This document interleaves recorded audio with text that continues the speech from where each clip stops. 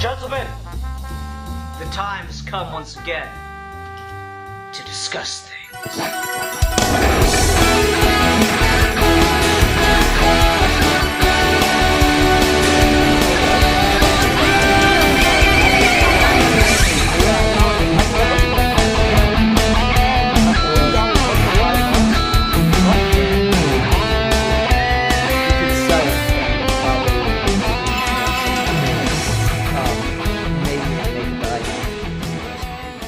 Let's go ahead and get started. Hi everyone, welcome to another episode of Geeky Gentlemen. I am Sid Part 2. Joining me today is the one, the only, the Zilla of Deadpools. Hello, one and all. Yay. So Deadpoolzilla pestered me to do another character discussion, so Deadpoolzilla, who are we talking about today? We're talking about one of the best anime villains of all time, in my opinion. Frieza from Dragon Ball Z. Oh, okay. See, if I knew more about anime, I could make, like, a really stupid joke there. Like, I don't know who I would say, but, like, one of the best anime villains of all time. One Piece character or some shit, and then you'd be like, oh, ha, ha. But instead, we have to let that opportunity slide. So yes, Frieza. Anyway. So, yeah, you and I both like Dragon Ball Z quite a bit. You know, I grew up with it, honestly. I watched through all of it, Dragon Ball Z, got through GT and started watching a bit of Super, but then fell off on that about a year and a half ago now. So, Frieza is, like, definitely the most iconic villain from all of Dragon Ball. Would you agree with that? Oh, definitely. When you think Dragon Ball Z villains, usually Frieza pops in your head first. Yeah, and it's interesting, because I don't know why people go to Frieza and not Cell more often. Like, those are usually the top two, but most of the time when you ask someone, like, name a Dragon Ball Z villain, they're gonna say Frieza. Right? Yeah. Yeah. I mean, sometimes they'll throw you for a loop and say Broly first. True. Okay. So, the gimmick with Frieza is he really establishes the transformation for Dragon Ball, right? Like, we'd had the Ozaru for a long time, and the Saiyans kind of played around with that during the whole Vegeta fight and all that stuff. But as far as just, like, creating the gimmick that would pretty much define Dragon Ball for a long-ass time, I think Frieza is the one most responsible for that. And they, like, seeded a little bit with, like, Zarbot in that arc, but Frieza really is kind of known for, you know, this isn't even my final form. Which is a great meme that you can find online of people posting stuff of, like, white and purple things, and it'll just say, this isn't even my final form. So I saw one that was, like, a trash can with, like, a purple lid, and that was really funny. There was another, like, a shampoo bottle. But, like, what do you think of the Frieza transformation gimmick? I think it works. I mean, it does get a little ridiculous towards the third transformation. Because, to quote Dragon Ball Z Abridged, I think Ridley Scott's gonna sue somebody. Right? You know, I mentioned this before we started recording, but I had a friend, you know, and he and I were in elementary school together, and we watched through all of Dragon Ball. Like, we'd go over to one another's houses and watch the episode that day, kind of thing. And this was back in the day when if you missed an episode, you couldn't go back. You had to wait for it to cycle back through, right? And so, for whatever reason, he'd missed the episode, because Frieza's only in that third form for one episode. And so he'd miss that episode, and he would not believe me that Frieza had a third form.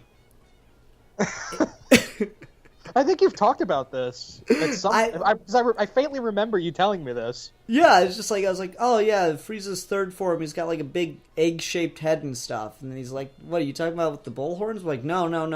It's like it's a big melon head kind of thing. And he's like, no, that's not you're making that up.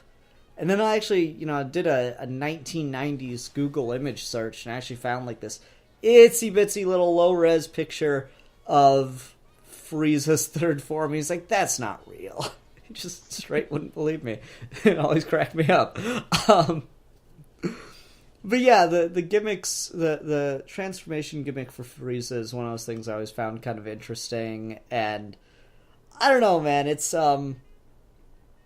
it's pretty ridiculous because Frieza could stomp literally all of them in his first form except for Goku, and I'm pretty sure he could have beat Goku in his second form if he actually tried.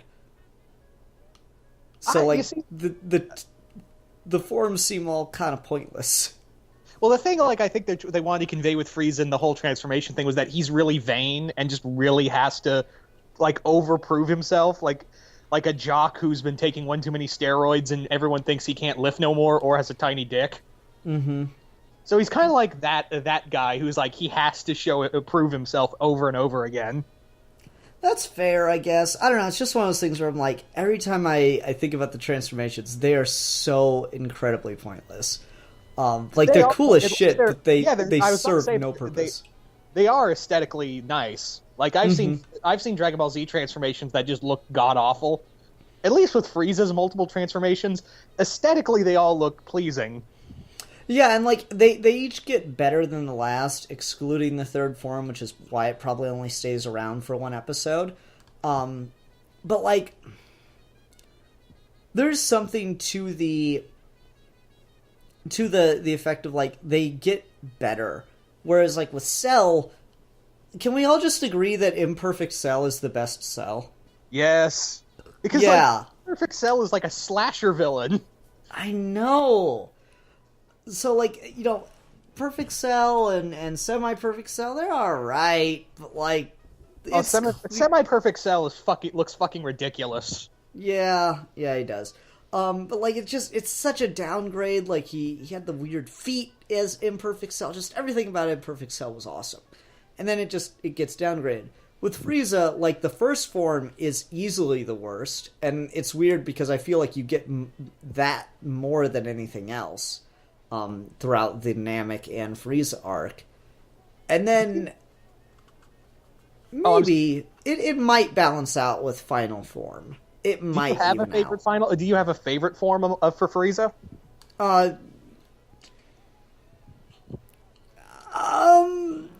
I'm really tempted to say golden just because I like the purple skin. It's it's either final form or golden, so I might as well just say golden just because the purple skin looks cool to me, and it's a real subversion with Frieza. I'm gonna say final form with first form, like when he was tiny and shit. Really, I don't like first form. It's I don't know. It doesn't work for me. I think why I like first form so much is because it's like he looks like a little goblin, and no one can take. Why should anyone take this guy seriously? And then he gets out of the chair and beats your ass. True. Okay, let's talk more character stuff though, because like, how did you feel about Dragon Ball Super giving the idea that Frieza has never trained a day in his life? I found that really interesting, but at the same time I can accept that kind of possibility because, like, again, Frieza acts like he comes from like this very vain royalty, so it makes sense to me that if he had all this power, why bother to train? Because no one in the fucking galaxy except his brother and dad were as strong as him. And Beerus. Yeah, Beerus. Yeah, he does mention Majin Buu and Beerus, but he always thought, I'm never going to run into those guys. So why should I even fucking bother training if I'm this powerful? Mm-hmm. Yeah, I really, really like that. That is a really excellent retcon, and it's probably the best thing about the Resurrection F arc, is just the idea that Frieza has never even bothered to train. And, like, I've heard people, say, okay, if he is just this absolute prodigy of immense power, why wouldn't he train? Because then he could just easily stomp anybody. And the point is, he can already do that, so why would he bother? Exactly. Yeah, I really, really like that twist. I thought that was an excellent twist, and it really just adds to the pride before the fall kind of thing that goes down with Frieza on Namek. You know, I really like. There's something undeniably pleasing to me. It's just one of those tropes I really like is when a bully gets their comeuppance, and God, just the way Goku kicks the shit out of Frieza in the Namek arc is just the most pleasing kind of thing once he goes Super Saiyan. It is undeniably enjoyable. The other thing is that what really is so trippy is that he got his golden form, a form that he can go toe-to-toe with, both Goku and Vegeta in their god forms in 3 months. So it makes you wonder, okay, what if he kept training for like a year? It does, and I begin to wonder if there's like upper limits. Doesn't matter how much you train, you're just shit out of luck now for Frieza's species, or if they're just gonna keep getting more and more ridiculous what the Saiyans can do. I imagine it's probably going to get more and more ridiculous with what the Saiyans can do now that they're being trained by someone who actually exceeds them. I don't know. It's an interesting little head scratcher. I also like that Frieza's racist. There's a sentence. I mean, he is though, right? Like he uses the term monkey. There's undeniably a racial undertone to the way Frieza talks about literally everyone, but in particular the Saiyans. I don't know. Just go ahead. The other thing, like why I think Frieza's so much fun as a character is the same reason we both kind of like Palpatine, in that he's just evil for being evil's sake, and he doesn't care. He just wants power. Yeah, that is.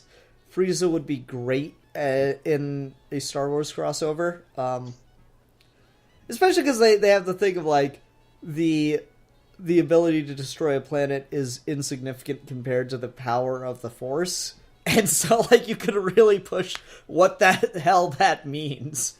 So I don't know. Frieza's just. It's that he's gleeful in his evilness, you know? It's that he... What's that line from the Street Fighter movie that's like the only good thing from the movie? It's like... Of course! No, not that one. It's, The day M. Bison destroyed your village was the worst and most important day of your life. For me, it was Tuesday. And I'm like... I so get that sense with Frieza, and it's hard not to talk about DBZA when we talk about these characters, because I'm of the opinion that Dragon Ball Z Abridged is, if not better, just as good a dub of Dragon Ball Z than the English version. Like, I feel like it is just as good a version, if not a better version, of Dragon Ball Z as a story. And in particular with that is Frieza, because he's still just such a prick. Just evil as shit for no reason. Like, I adore the sequence where, like, the Namekians are standing up to Frieza and they're, like, giving this big heroic speech before they fight. And Frieza just, like, keeps rattling off numbers. And they're like, what? And he goes, no, don't mind me, keep going. He's like, yeah, we're going to show you, you evil oppressor. 792. Alright, what the hell are you counting? Oh, no, it's just I've heard so many of these big heroic speeches that I've started to keep a mental list in my head. But please, go on. Well, we're gonna... Fuck your face! Yeah, we're gonna that's skull so fuck you. 12. Right? It's so good. And it's so in character for Frieza if he was just foul-mouthed, right? Yeah. And so I really, really appreciate that about it. So I don't know. Frieza's just a bastard. Just the worst kind of bastard. And I love it. And what's so trippy is that now in the Super, he's like part of the team. And I wish we got like some cool dichotomy between him and Goku in this. I mean, I know Dragon Ball Z is all about fighting, but I just kind of wanted a scene with like Goku and Frieza, just kind of like, why are we doing this? I mean, I know the whole universe thing, but why did you pick me? He's strong. Um, yeah, that's a good point. I do think that's weird. I haven't gotten to that point in the show yet, but I'm like aware of it. I'm just like, that's weird because there's so much hate between Frieza and the Saiyans that I don't know. Even if Frieza's like, because Frieza's in hell, what does he care if the universe gets destroyed? You know? Yeah. Because like, from what I understand, it was supposed to be Cell that goes with them, but the animators didn't want to draw all the dots on Cell's body, so they went, fuck it, get Frieza. Oh my. Yeah. Yeah, I don't like that. I don't know, it's just like Frieza's just got such contempt for Goku that even if it was to benefit himself, I have a really hard time imagining that he would ever help him. So that's a direction I don't care for. Just like all of the things I hear about Dragon Ball Super, I'm like, oh, that's cool, and then here's this other thing that's not. Yeah, like, not only they have Frieza, they got 17 on the team, to which I respond with, wasn't 18 the strongest of the two? No, I think 17 was. I mean, I know 18 was the faster of the two, but I thought 18 was the stronger one, because she did all the fight against, like, Vegeta. I mean, yeah, he took, no, I think you're right. I think 7. Anyway, power levels are confusing. Power levels are bullshit. Yay, quotes. We got them. Anyway, with Frieza, though, I think that he is so prideful that he wouldn't ever help anybody, even if it's to help himself in the end, you know? Like, you couldn't do the reluctant buddy cop movie with Frieza. Like, where, you know, they're chained together or whatever. Because chances are he'll blow your he'll blow your body up and just drag your arm around. Yeah, exactly. Like, I just don't see him ever wanting to do anything for anybody else, even if it's to help himself along the way. That just doesn't gel to me for the character. Let's talk about the voice for Frieza, because I know when I was a kid, I had arguments as to whether or not Frieza was a boy or girl until we got Revenge of Cooler. And in which Cooler definitively said, "My brother Frieza." And this is, to be fair, when I was too young to understand Lord was a male pronoun. Because, I don't know, but whatever. Like, I really like the original voice for Frieza in the English dub, where it's like just this kind of androgynous thing that you can't quite place, and it just makes it a little bit unsettling, a little bit off-putting in the best possible way. And there was like this hiss to it, almost like a very reptilian. Yeah, and it, just like the laugh and the low. It's like it's weird because it's a high pitched voice, but it's got low tones to it every so often. And it's really, really difficult to imitate. Like just everything about the performance was so good because there'd just be the way words were said just was damn perfect. Like, monkey was just said with such disdain. When Frieza yelled, it was weird, and it worked. It was so perfectly alien to me. It was, and like you, I didn't know if Frieza was a male or female either. I mean, even then, like with you, I didn't realize that Lord was a male pronoun. Because that was kind of the thing. I mean, if I watched the credits, I was like, oh, Frieza's voiced by a woman.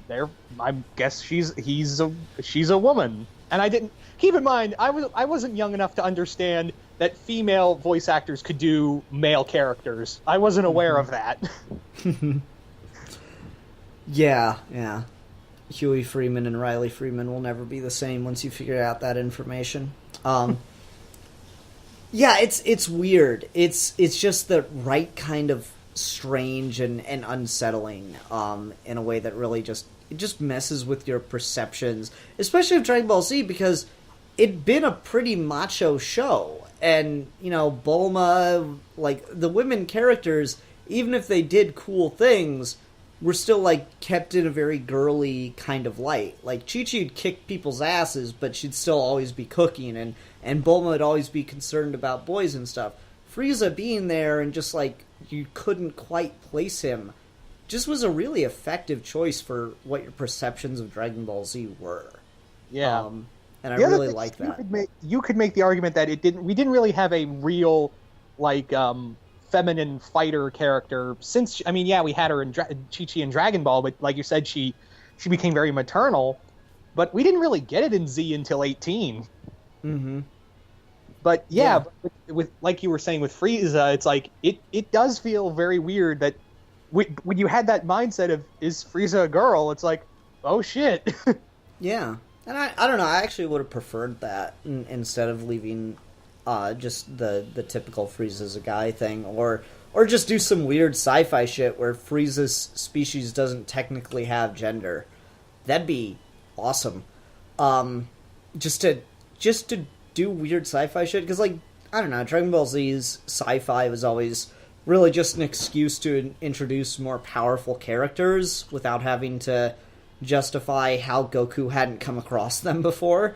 And otherwise they didn't really think much about, like, weird, kooky sci-fi concepts beyond that, you know? Yeah. Anyway. How do you feel with the relationship to Cooler?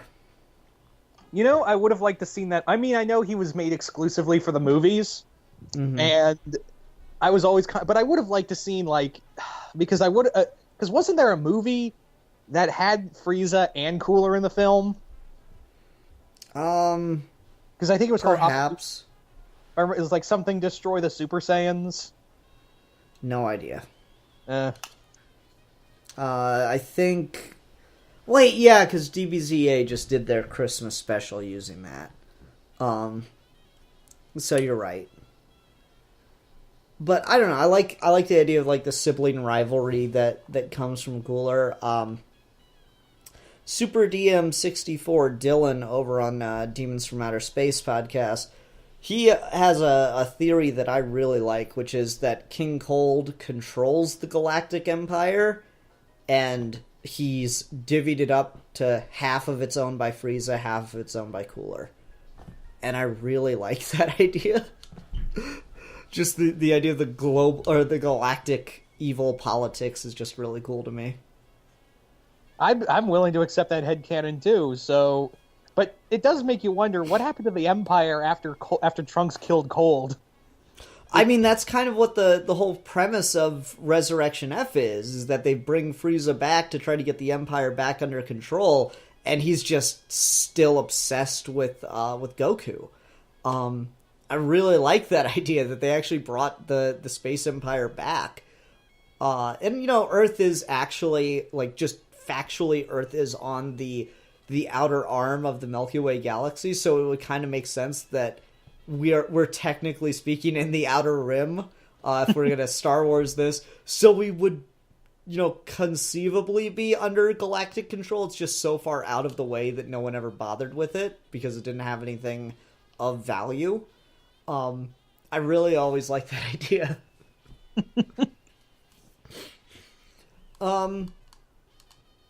Otherwise, I don't know. What else can we talk about with Frieza? We need a couple more minutes. What was your favorite fight with Frieza? I really like Vegeta vs. Frieza in Resurrection F, and as cool as Wisp's power is for time travel and stuff, it is nothing but bullshit as a Vegeta fan that killing Golden Frieza was taken away from Vegeta. That is just garbage, in my opinion. Because that was so damn satisfying to see Vegeta just ragdoll Golden Form Frieza, Yeah, because if anyone has a real beef with him, it's Vegeta more than Goku. Yeah, this always happens with Vegeta, where, like, Broly's movie really should have been Vegeta's story, but in the end it's just Goku Spirit Bomb, and that's stupid. But, like, man, Vegeta, though. Just Vegeta. I also really like the the Frieza fight on Namek, just because we see all the other fighters at the top of their game. We see Gohan really unleash himself rage boost wise, and they all just are absolutely nothing in comparison to Frieza. And then Goku gets there, and we know for a fact that he's above all these other guys, and he is just getting his ass handed to him by Frieza. He's completely destroyed by Frieza, so he has to use kind of the ultimate technique, which is the Spirit Bomb, and then even that doesn't work. So you just get this real sense of absolute desperation that Super Saiyan rises out of and is able to defeat Frieza with, and that is just really satisfying. Do you have a favorite Frieza move? Because Frieza's got all those cool attacks. I would say just with one finger, those little finger lasers and those little darts he shot at Piccolo. Those are cool as shit. I really like it's terribly underutilized. It's just cool as shit seeing him use it. I like the energy bubble that he puts Goku in and just plays ping pong with his ass. Why wasn't that used more? I don't know, because it's epic as shit. It is really fucking cool. I will say, Final Form Frieza, I was always disappointed we lost the horns. I like the horns. I miss the horns. But otherwise... we got the horns back with Cooler's fifth form. Yeah. Oh, fifth form is awesome. I can only imagine what Frieza's fifth form would be. I don't know, it's weird because Cooler talks about training in his movie. And so I wonder if Cooler just can't unlock the golden form, you know? Maybe that's why he had to find a fifth form, because the golden form's just beyond him. Yeah. And they have talked about that Frieza was such a prodigy, and maybe it just gets easier for Frieza than it was for Cooler. Yeah, maybe. Otherwise, I don't know. It's interesting to look at all the different lore that popped up around Frieza. I love the Trunks fight with Cyber Frieza. Cyber Frieza's cool. It's just got shit all over him, and it just looks awesome. Otherwise, I don't know. I don't know if I have a ton else to say about Frieza. I would say one of my favorite Frieza fights is with Vegeta on Namek, when he's like in it. Frieza's gone into his final form, and Vegeta thinks he's gone Super Saiyan, and it's just because you feel bad for Vegeta because you already know he's not gonna win this. Mm-hmm. But he's giving it his all, and Frieza's just fucking with him. Mm-hmm. That is really, really enjoyable. And again, it's just cool to see how overpowered all the characters are, and that makes the victory with Super Saiyan Goku really, really satisfying. How did you feel about all the times they resurrected Frieza before actually resurrecting Frieza? He comes back in DBZ a couple times. We see him in Hell, and then he actually shows up again in the GT arc where we bring back all the villains, and he's actually really prevalent. I don't know, because he almost turned into a gimmick with Frieza. He almost became the Kenny of the show. Oh, that's a good point. He came back more than Krillin. Let's be honest. Yeah, no, that's a good point. It does make it all feel a little unsatisfying, but there's something weird because even though they did bring him back arguably too many times, seeing him back in Resurrection F it felt like the first actual time he came back, Because every time they brought him back before that, he wasn't a threat again. He just was kind of like, oh, I'm still evil, but now I'm completely outpowered by Kid Goku. Whereas, when he actually came back in Resurrection F, he almost kills Gohan and shit. It felt proper. It actually felt like the proper return of a villain, Yeah, even didn't he come back in what was that movie, Fusion Reborn? Yeah, maybe. Because I remember, if I remember right, Gohan as Great Saiyaman just one hit kills him. That's stupid. Like, Gohan one-hit killing Frieza, fine. Great Saiyaman, really? You gotta do it with the Great Saiyaman. That's painful. Ugh.